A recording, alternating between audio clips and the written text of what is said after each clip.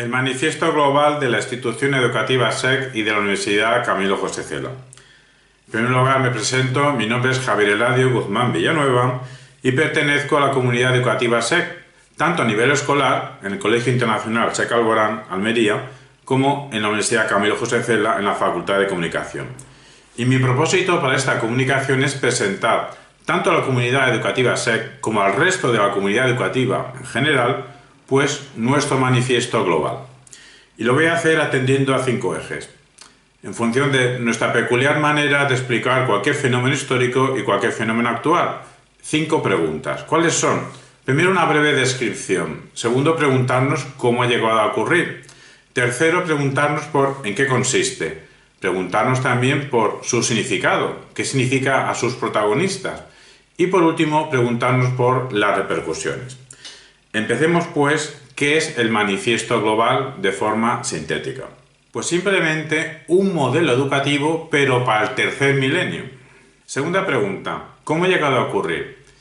Aquí tenemos que recordar que nuestra institución educativa, SEC, tiene sus orígenes en 1892 y que desde el primer segundo de su historia siempre ha estado a la vanguardia educativa. Por eso no es de extrañar que muchos o la inmensa mayoría de los 12 puntos clave en los que consiste nuestro manifiesto global de la institución educativa SEC Camilo José Cela, pues ya están recogidos, ya están conectados en muchos documentos que la propia institución ha ido pensando y ha ido elaborando en los últimos 50 años, sobre todo en las convenciones, en esas reuniones de profesores, padres y alumnos. Hagamos un rápido repaso. Primera convención, SEC, 1969. Ahí se construye y se diseña el ideario. Y el ideario tiene como eje el alumno, el alumnado. El alumnado tiene que ser el eje central de toda la actividad docente en cualquier centro educativo. El alumno y su mundo, medida y pedagogía de toda la vida docente. Y nos vamos a la segunda convención en 1970 que tiene que ver con los roles. El estatuto del profesor como creador y el estatuto del alumno como participante activo en la vida del centro educativo.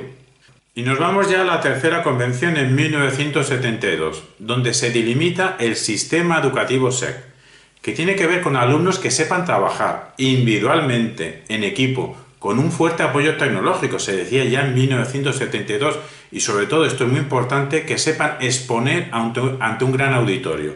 Y también tiene que ver con docentes que sean educadores en el amplio sentido de la palabra, tanto en el sentido vocacional como en el sentido profesional.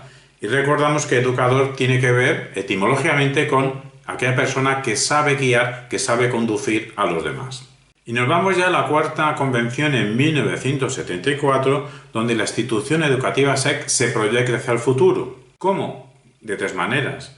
Con principios educativos que sean realmente operativos, con una interacción familia-escuela que sea realmente colaborativa, esto es muy importante, y también con una participación activa del alumno en la realización de su proceso educativo. Nos vamos ya a la quinta convención SEC en 1994, donde se subrayan aspectos como la realización personal del alumno, el respeto por los valores plurales y la apertura como talante. Recordamos la sexta convención SEC en 1999, donde se pensaron las nuevas perspectivas del aula inteligente y el modelo universitario de la Universidad Camilo José Cela. Y la séptima convención fue en 2004, donde se pensó la excelencia académica en todas sus etapas, desde la etapa infantil hasta la universidad, en un contexto de sociedad del conocimiento donde es importante la proyección internacional y el conocimiento de idiomas. Asimismo, el recurso de la tecnología en la educación y la presencia del deporte en el sistema educativo. Y para conseguir todo esto es muy importante la incorporación de la investigación, el desarrollo y la innovación de la función docente. Es muy importante pensar la función docente y también, y sobre todo, los valores, la educación y los valores. Y aquí me permito recordar la contribución personal que se aceptó en la mesa de valores de incluir un nuevo valor, que es el siguiente: la apertura a los otros en cuanto a otros. Saltamos ya a fechas más recientes, a marzo de 2021, donde la institución educativa SEC convoca a expertos internacionales de educación para que reflexionen sobre el futuro de la educación y sacaron las siguientes conclusiones. La educación va a tener que ver con un aprendizaje permanente, en un campus que va a ir transformando sus infraestructuras y por lo tanto también sus maneras de financiación. Porque todo esto conllevará una transición tanto de la escuela como de la universidad hacia otra cosa. ¿Qué otra cosa? Bueno, pues para saberlo, la Universidad Camilo José Cela convocó y organizó en octubre de 2021 el Global Education Forum, un conjunto de actividades reflexivas de expertos y de toda la comunidad educativa SEC para pensar el futuro de la educación superior en torno a 4 ejes. 4 ejes que en realidad están encadenados. El primer eje sería el emprendimiento. Pero en el siglo XXI, ¿cómo emprendemos básicamente? Pues a través de la digitalización. Vale, ¿nos quedamos aquí? ¿Un emprendimiento digital? No, porque esto tiene que ver con se mantenga y se aumente el bienestar y también que haya un impacto social. Estas reflexiones tuvieron su continuidad en el 7º Simposium Felipe Segovia, desarrollado el 26 de noviembre de 2021, donde distintos educadores de la comunidad educativa SEC compartieron su aprendizaje profesional, cuya continuidad a su vez va a ser el 8º Simposium Felipe Segovia a desarrollar este jueves 24 de noviembre de 2022. Pasemos ya a la tercera pregunta. ¿En qué consiste el Manifiesto Global de la Institución Educativa SEC, Universidad Camilo José Cela? Pues básicamente en 12 puntos clave transformadores, o al menos esa es la voluntad, transformadores tanto de la educación a nivel escolar como de la educación a nivel universitario. ¿Y cuál es el objetivo? Una educación centrada en el alumno, colaborativa, abierta, bien gestionada a partir de datos, customizada, es decir, personalizada, comprometida, nómada, experimental, equilibrada, social, emancipada y crítica. Todo esto teniendo en cuenta el futuro del trabajo, los nuevos roles del profesor y del alumno, las pruebas y hasta el metaverso. Pasamos ya a la cuarta pregunta, ¿qué significa? ¿Qué significa para sus protagonistas, es decir, el alumnado y el profesorado? Aunque esta parte no está de forma explícita en el manifiesto global y va a ser una interpretación personal, yo creo que lo que voy a decir está en consonancia y en sintonía con lo que piensa la gran mayoría de miembros de la comunidad educativa SEC. Pues bien, lo que significa el manifiesto global es una oportunidad para disfrutar enseñando y para disfrutar aprendiendo. Con el detalle de que enseñamos los docentes y también enseñan los alumnos. Y aprenden los alumnos y también aprendemos los docentes. Pero enseñando, aprendiendo, sabiendo que hay una realidad circundante, estamos en un mundo cambiante, lleno de problemas y desafíos globales. Nos vamos ya a la quinta y última pregunta. ¿Qué repercusiones? Y decimos repercusiones y no consecuencias porque en los fenómenos humanos es más correcto hablar de factores que explican cierto fenómeno y repercusiones, y no tanto como causas y consecuencias. Una terminología más apropiada para los fenómenos naturales. Y esto nos va a llevar a aterrizar en los 12 puntos claves del manifiesto global. 1. El alumnado como centro. ¿Como centro de qué? Del diseño.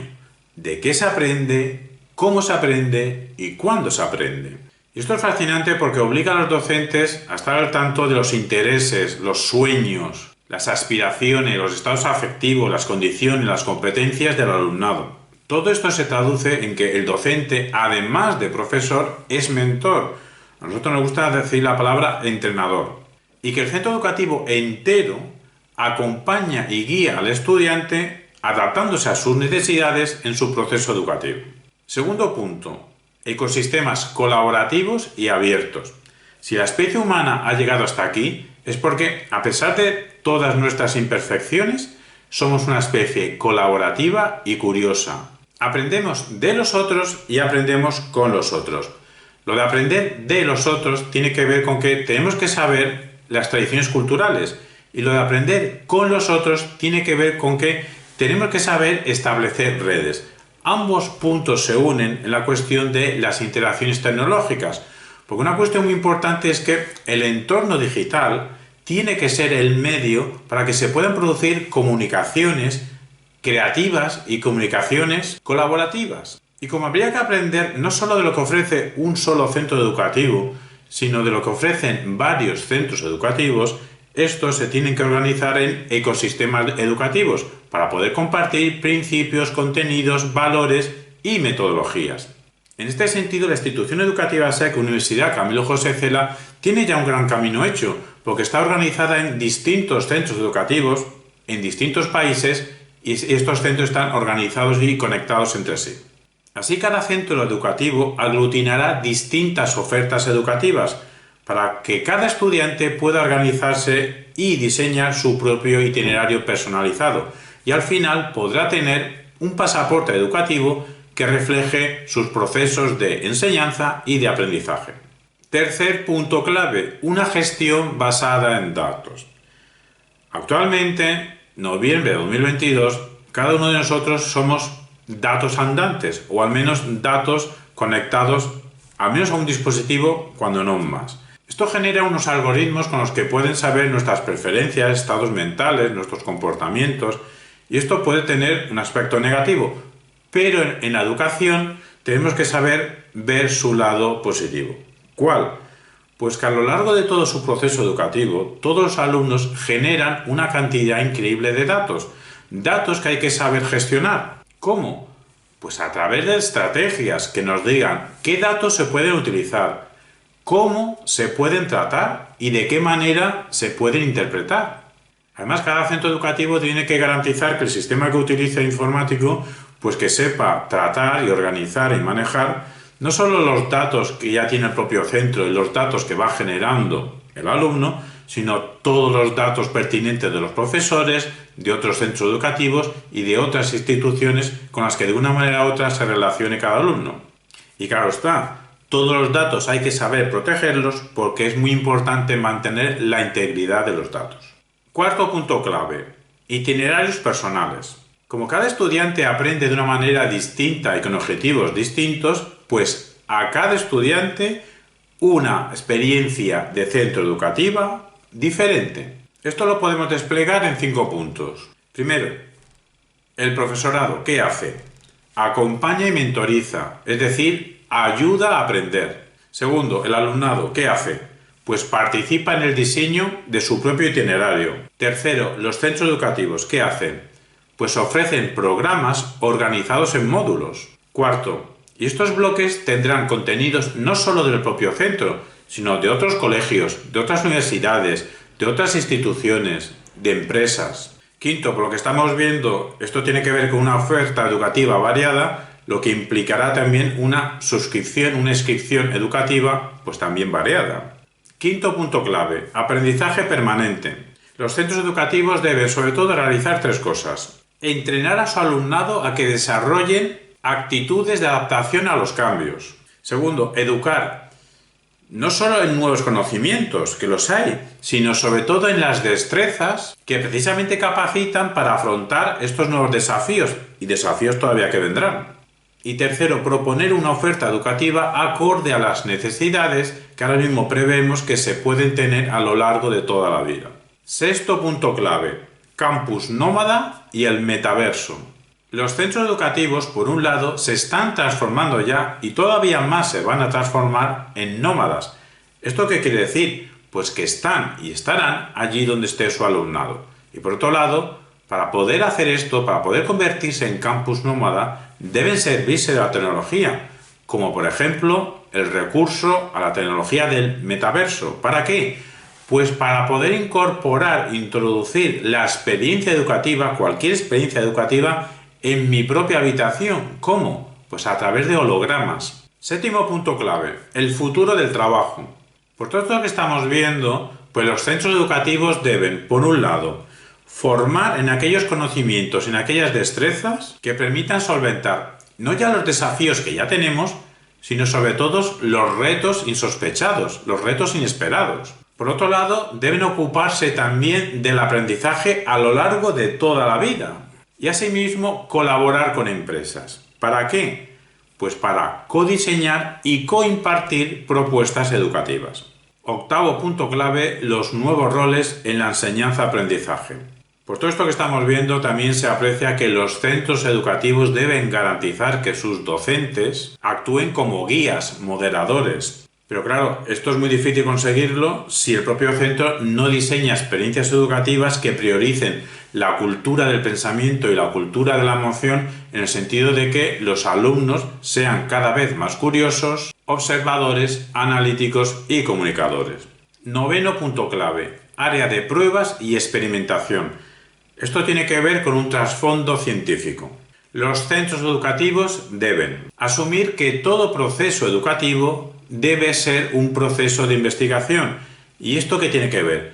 Pues que partiendo de las evidencias que tengamos, seamos capaces de establecer hipótesis. Hipótesis que se tienen que contrastar y sobre todo después se tiene que intentar rebatir.